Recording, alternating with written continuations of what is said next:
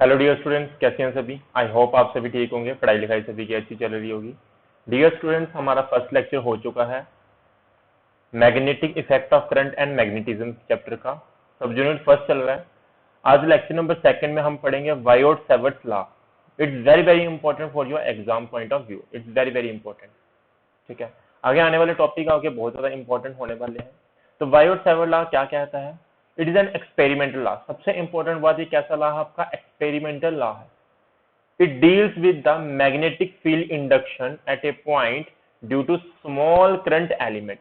एक छोटा सा करंट एलिमेंट लेंगे हम, उस करंट एलिमेंट की वजह से कितनी मैग्नेटिक फील्ड इंडक्शन बनती है। देखिए, मैग्नेटिक फील्ड इंडक्शन को मैंने पहले ही बताया था, मैग्नेटिक फ्लक्स डेंसिटी भी बोलते हैं, मैग्नेटिक फील्ड इंडक्शन भी बोलते हैं, कई बार हम मैग्नेटिक फील्ड भी बोल देते हैं।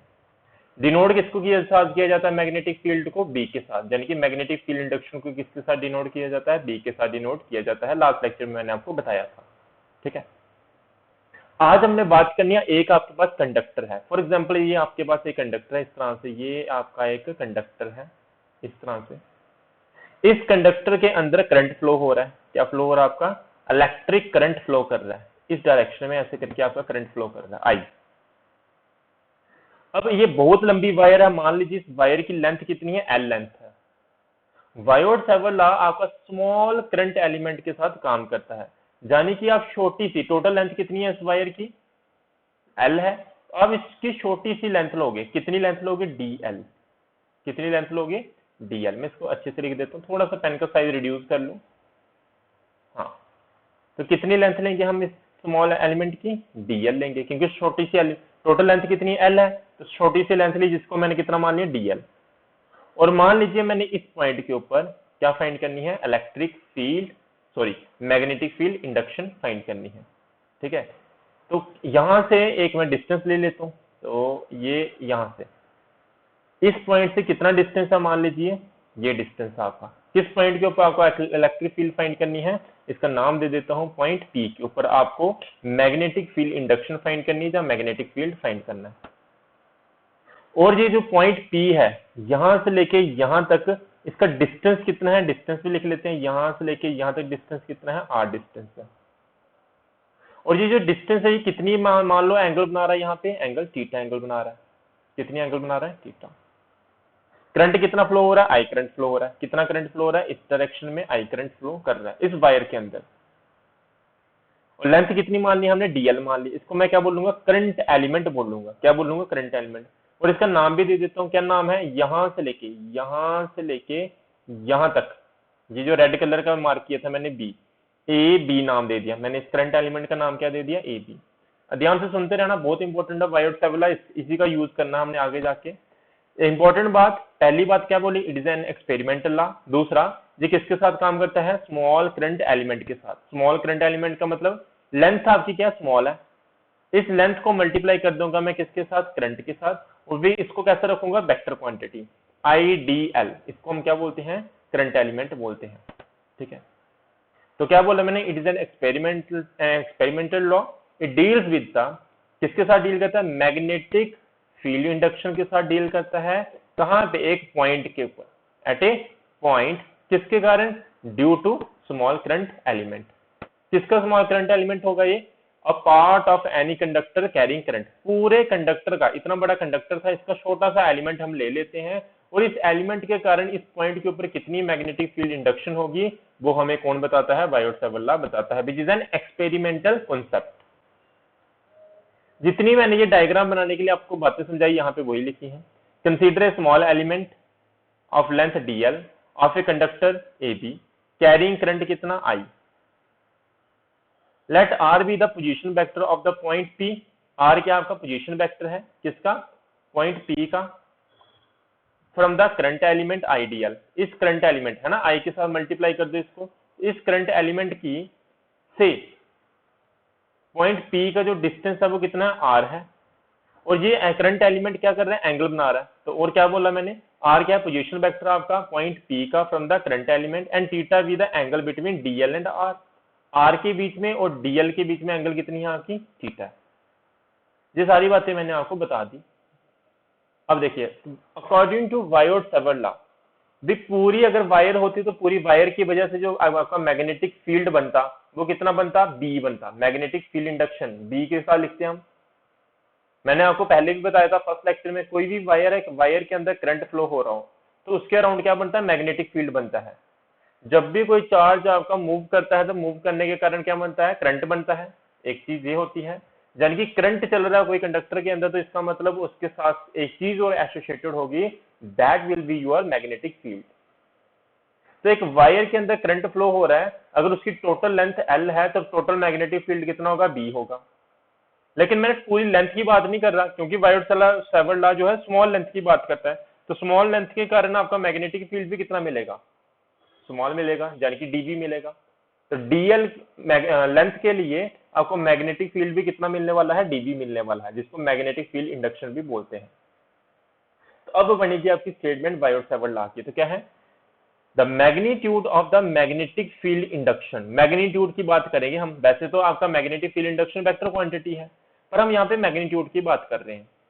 The magnitude of the magnetic field induction यानी कि dv at a point P due to current element dl depend upon, किसके किसके ऊपर डिपेंड करता है, ये जो आपका डीएल है, डीएल के कारण इस पॉइंट के ऊपर जो मैग्नेटिक फील्ड इंडक्शन बनेगी कितनी, डीबी, किसके कारण, डीएल लेंथ के कारण। तो ये मैग्नेटिक फील्ड इंडक्शन डीबी जो है किसके किसके ऊपर डिपेंड करती है, पहले डिपेंड करती है डायरेक्टली प्रोपोर्शनल टू करंट। जितना ज्यादा करंट फ्लो हो रहा होगा उतनी ज्यादा आपकी क्या होगी, मैग्नेटिक फील्ड इंडक्शन होगी। And directly proportional to dl, यानी कि जितनी ज्यादा लेंथ होगी उतनी ज्यादा आपकी magnetic field induction. And directly proportional to sine theta and inversely proportional to r square, यानी कि जो डिस्टेंस है पॉइंट और करंट एलिमेंट से, उस डिस्टेंस का कैसे होती है, इनवर्सली प्रोपोर्शनल होती है। इनवर्सली कैसे, इनवर्स स्क्वायर लॉ फॉलो करती है। तो मैंने क्या बोला, dv is directly proportional to current, directly proportional to dl, directly proportional to sin theta and inversely proportional to r square. क्या है आपका, dv, यानी कि स्मॉल मैग्नेटिक फील्ड इंडक्शन की बात करता है कौन, आपका वायट-सावर्त लॉ। इन सारे फैक्टर्स को मैं कंबाइन कर दूं तो मेरे सामने एक इक्वेशन भी देखने को मिलेगी, जो कि क्या है, dv is directly proportional to i dl sine theta upon are square. यही इक्वेशन है। प्रोपोर्शनलिटी साइन को हटा दूंगा तो क्या आ जाएगा आपका, के आ जाएगा। के क्या है, it is an constant of proportionality, और इसकी वैल्यू डिपेंड करती है मीडियम के ऊपर कि आपका मीडियम कैसा है, उसके ऊपर डिपेंड करती है।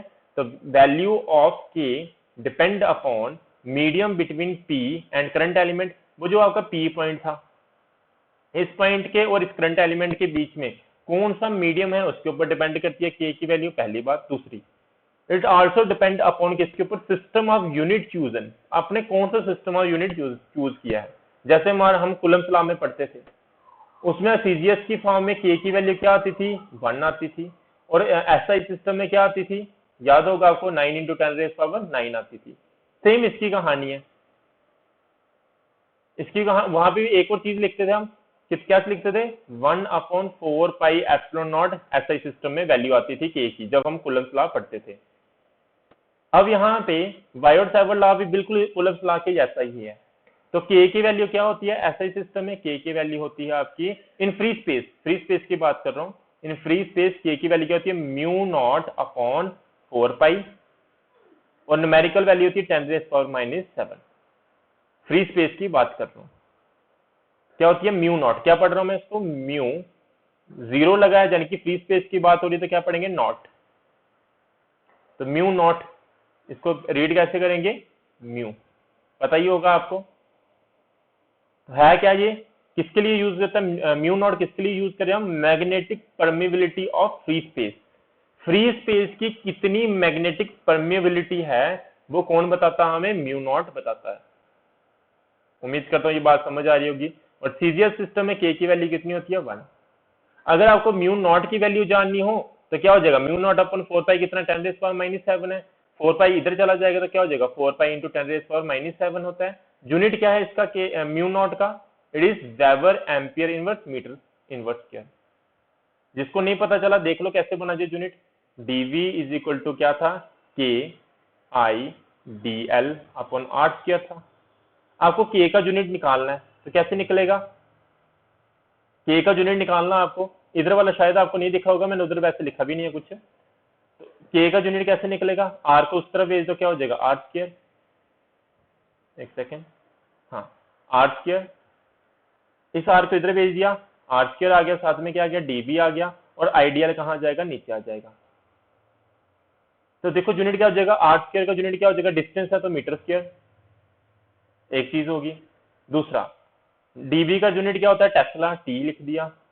करंट का क्या होता है एम्पियर, और इसका क्या होता है मीटर, एक मीटर कैंसिल हो जाएगा, तो ए ऊपर चला जाएगा तो क्या हो जाएगा टेस्ला मीटर एम्पियर इनवर्स हो जाएगा, ये यूनिट लिखा हुआ है।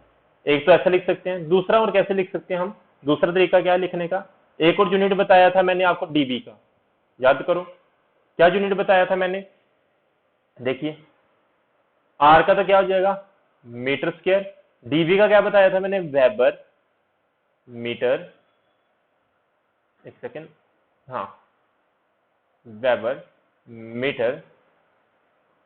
मैं थोड़ा सा इसको ना एरेज कर लेता हूँ आपके लिए स्पेस बन जाए, ठीक है, ये तो पता चल गया होगा, इसको एरेज कर रहा हूँ मैं,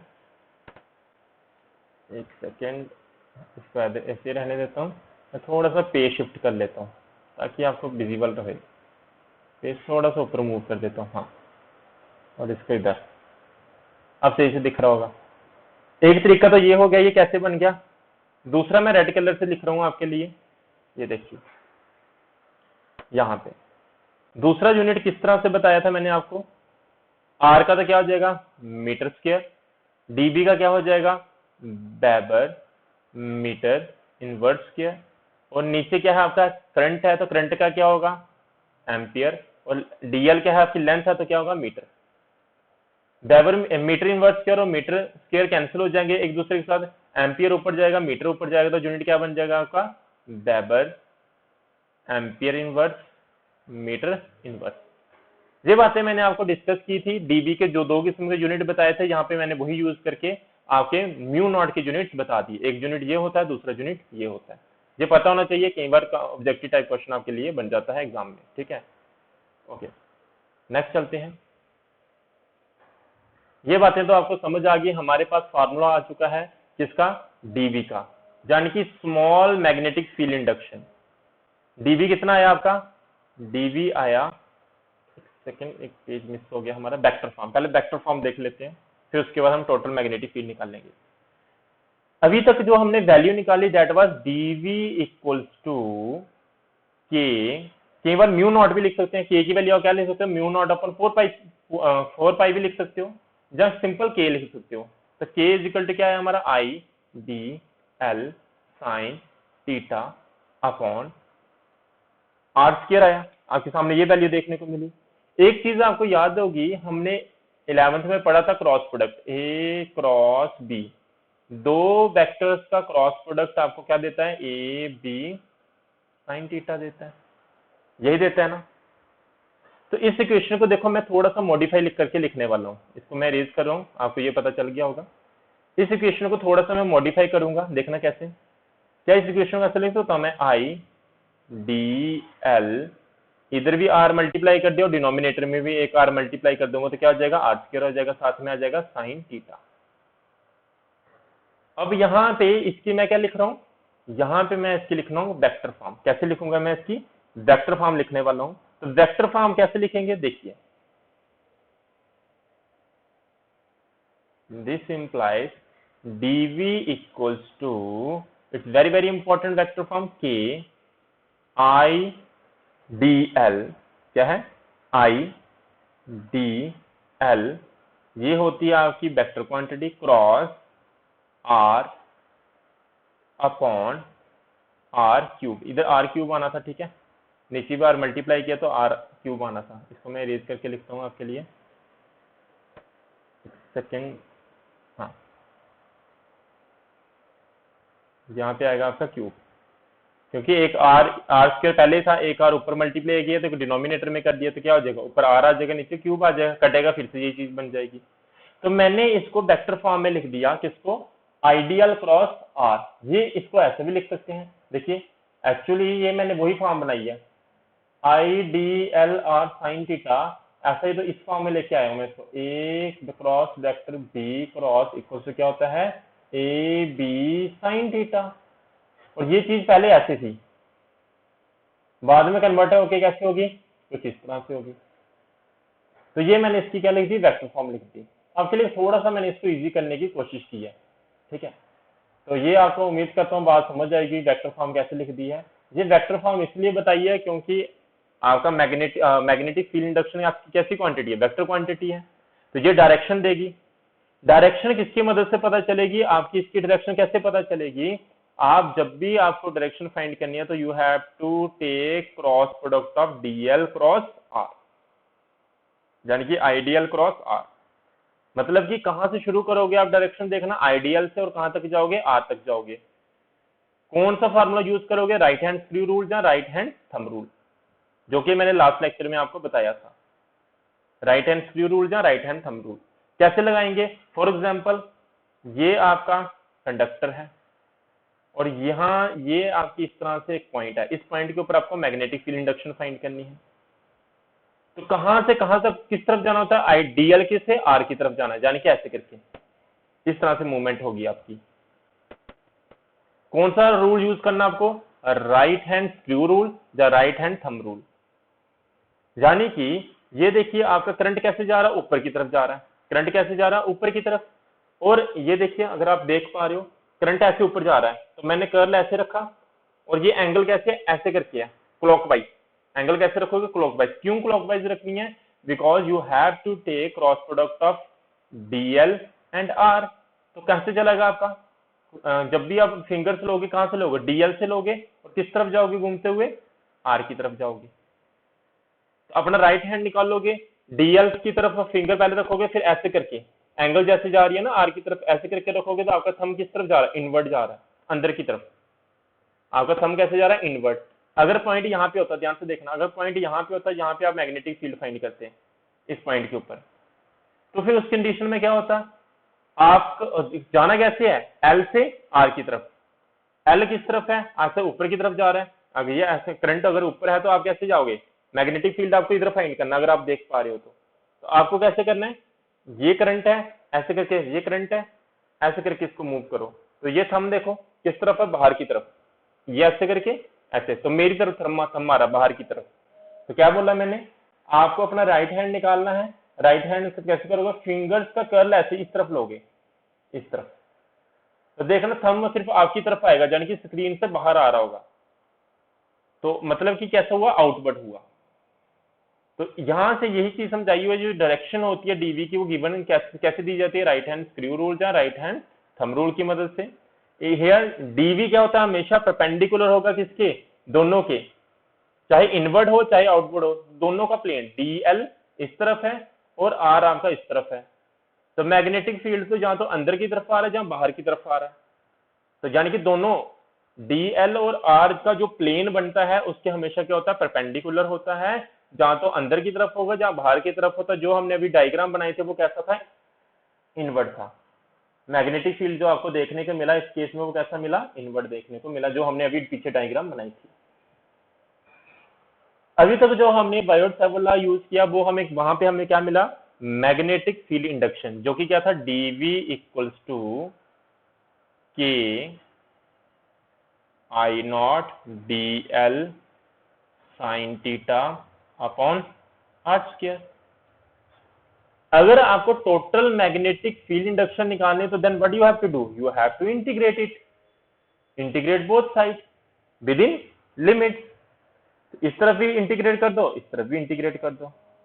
अगर आपकी वेक्टर फॉर्म में तो क्या होगा, dv cross dv vector equals to, इसकी इंटीग्रेशन करो, किसकी करो, k I D L cross r vector, नीचे क्या आएगा, आर क्यूब आएगा, इसकी इंटीग्रेशन कर दो। तो आपको क्या मिल जाएगा, टोटल मैग्नेटिक फील्ड इंडक्शन मिल जाएगा, कहां पे, at point P, due to current through entire wire. Total wire जो है उसके थ्रू कितना आप, उसके कारण कितना मैग्नेटिक फील्ड बन रहा है आपका, वो फाइंड कर सकते हो by integrating both side with in proper limit. उम्मीद करता हूँ ये बात समझ आई होगी। अब कुछ इंपॉर्टेंट पॉइंट, कुछ इंपॉर्टेंट कंक्लूजन आपकी बायोट सावर्ट लॉ की। पहली, बायोट सावर्ट लॉ सिर्फ वैलिड होता है किसके लिए, सिमेट्रिकल करंट डिस्ट्रीब्यूशन के लिए। आपका करंट की डिस्ट्रीब्यूशन जो होनी चाहिए वो कैसे होनी चाहिए, सिमेट्रिकल होनी चाहिए, पहली बात। दूसरा, Biot-Savart law is applicable to very small length of current carrying conductor. Biot-Savart law ने पहले ही बोल दिया, मैंने स्टार्टिंग में ही बोला था, छोटी सी लेंथ डीएल लेंथ के लिए एप्लीकेबल है, ये पूरी लेंथ के लिए एप्लीकेबल है ही नहीं। बाद में हम इंटीग्रेशन करते हैं वो अलग बात है, लेकिन Biot-Savart law जो एप्लीकेबल होता है, जो अप्लाई करते हैं हम कितनी लेंथ के लिए करते हैं, स्मॉल लेंथ के लिए, small length of current carrying conductor. तीसरा point, this law is not easily verified experimentally. इस लॉ को हम एक्सपेरिमेंटली आसानी से वेरीफाई नहीं कर सकते हैं। क्यों? क्योंकि आपको बिल्कुल छोटी सी लेंथ चाहिए होती है वायर की जिसके अंदर करंट फ्लो हो रहा हो, और वो हमारे लिए पॉसिबल नहीं है छोटी सी लेंथ, छोटी सी वायर के अंदर से करंट पास करवा पाओ experimentally. So this law is not easily verified experimentally because it is applicable only on small length of conductor which cannot be obtained easily. और पहले ही मैंने बताया था ये कूलम्स लॉ का क्या है, कूलम्स लॉ की जैसा ही है, बिल्कुल उसका एनालॉगस है कूलम्स लॉ के, बिल्कुल उसमें कूलम्स लॉ में क्या था, F इक्वल्स टू के Q1 Q2 upon R square, वो भी इनवर्सली प्रोपोर्शनल टू, ये भी यहाँ पे हमें dV क्या मिला, it is k I D L sine theta upon are square, ये भी नीचे आर स्क्वायर आता है, इसका भी नीचे आर स्क्वायर आता है, इसका भी के है, इसका भी के है। इस तरह से ये क्या है, एनालॉगस है किसके, आपके कूलम्स लॉ के। और भी बड़े से पॉइंट है, देखिए ये तो एक बात समझ आई होगी आपको, एनालॉगस है किसके, कूलम्स लॉ के। Next, the direction of dv is perpendicular to both dl and r plane. अभी बताया था मैंने, जो डायरेक्शन होती है डीवी की, यानी कि मैग्नेटिक फील्ड इंडक्शन की, हमेशा परपेंडिकुलर होगी to the plane of I dl and r. इनके ऊपर वेक्टर साइन लगा लेना ऐसे करके। अगर आपकी एंगल 0 डिग्री हो जाती है तो हमने अभी पढ़ा था dv इज इक्वल टू क्या था, आई डी एल साइन थीटा, और साथ में k भी था, और नीचे क्या था आर स्क्वायर। साइन थीटा की जगह क्या होगा आपका, साइन थीटा आपका कितना हो जाएगा, 0 डिग्री हो जाएगा। साइन थीटा कितना हो जाएगा, 0 डिग्री, और 0 साइन 0 डिग्री कितना होता है, 0, तो dv कितना आ जाएगा आपका 0।